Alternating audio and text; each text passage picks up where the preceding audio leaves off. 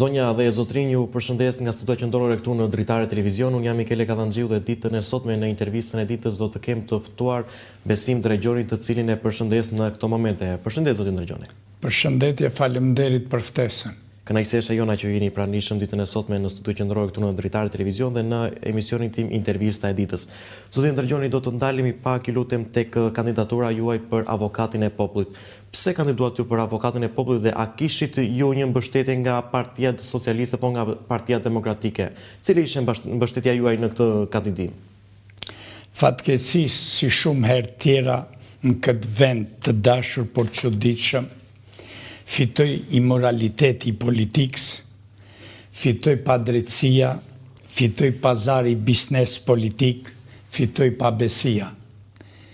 Në një sistem demokratik, çdo qytetar i këtij vendi ka të drejtë të konkurojë për të shërbyer shtetit drejtës, shtetit të ashtu quajtur demokratik. Unë, duke pas një eksperiencë 30 vjeçare me mbrojtjen e drejtave lirive të njerëzit, duke punuar në një projekt 15 vjeçar me qendrën e tramës dhe torturës dhe avokatin e popullit Danimarkës, u njohta shumë mirë me funksionet që kryen avokati i popullit në mbrojtje të drejtave lirive të njerëzit. Dhe duke parë që do të konkurosha për këtë vend për të shërbyer qytetarëve të mi, për të shërbyer bashkëvujtësve të mi. Dhe mbas ligjit që ka Parlamenti Shqiptar, konkurova si gjithë tjerët që në vitin 2022 kur u hap vendi vakant për të zëvendësuar Erinda Blaca.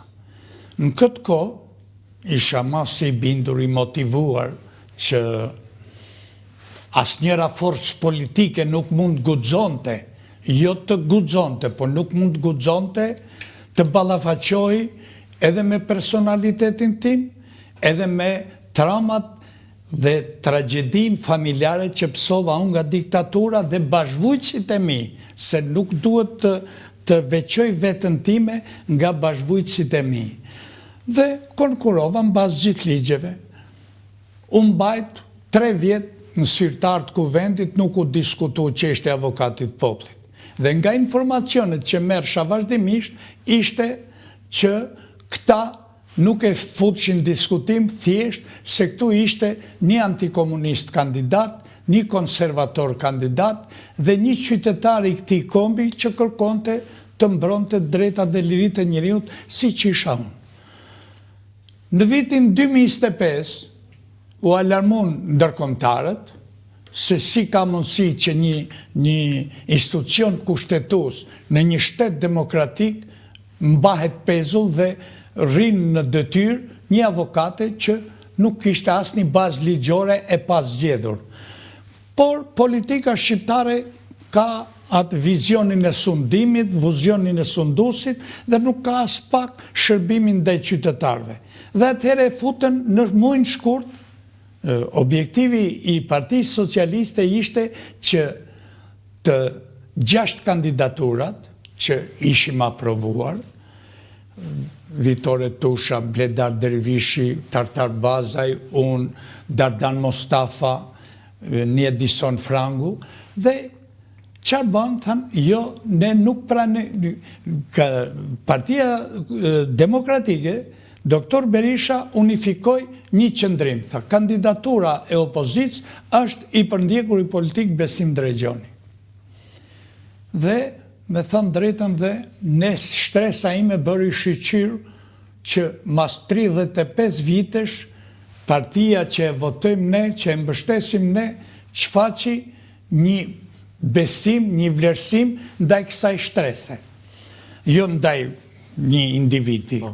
Dhe, por, Niko Peleshi, kryetari i grupit, tha, jo ta bisedojmë, duhet fusim dhe këto tjerë. Hajtë ta bisedojmë, e biseduan, ranë dakord, e po mirë dhe e shtynë nga muaj shkurt në muaj maj. Para 11 majt, unë e takoj personalisht kryetarin e grupit parlamentar të Partisë Socialiste, zotin Niko Peleshi, dhe i thash, për çfarë e vononi zgjedhjen e avokatit popullit? Jo, po kemi ra dakord, po t'jap garanci, tha që mas 11 majit, mas zgjedhjeve, kemi me votu. Po mirë, në rregull.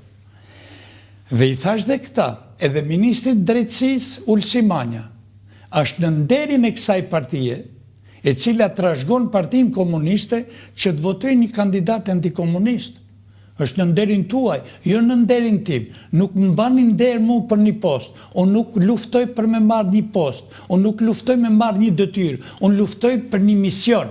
Dhe misioni im është që t'jem avokati gjithë qytetarve, se mu më është sënu liria dhe më shumë se sa unë. Kush kishte të drejtë ta mbrojnë lirinë e tjetrit, ta mbrojnë të drejtën e tjetrit kur shkilet nga pushteti politik. Dhe mas 11 majit, mas euforisë madhe që morën 83 mandate, këto e shtynë dhe nuk e futën votim. Dhe kjo ishte shkelja e dytë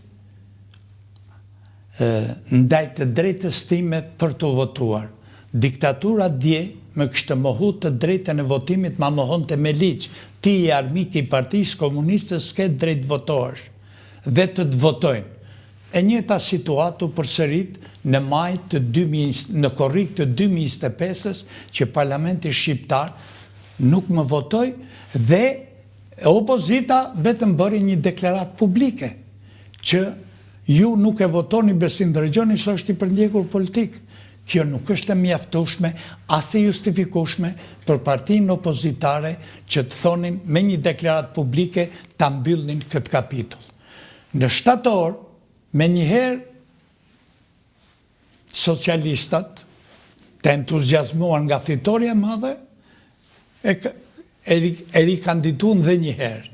Dhe unë bas të ligjit kandidova se desha të jap me kuptu politikë shqiptare se unë nuk keni drejt më nalni drejt me votimit. Unë duhet votohem, am voto kundra, am voto pro, është e drejta jote, nuk tinat drejt. Dhe u paraqita. Kur shoh, çfarë shoh, partia që më kishte kandidu mu, i vetëm, shoh që bëri një rokat, dha firma, tani, mbas firmave që ka dhënë Partia Demokratike për 6 kandidat, për avokat populli, i bjerë që Partia Demokratike duhet ketë 350 deputet, kur ajo ka 50 deputet. Këto pra shkelen çdo lloj protokolli. As Partia Socialiste nuk mbajti urdhrin, nuk mbajti deklaratë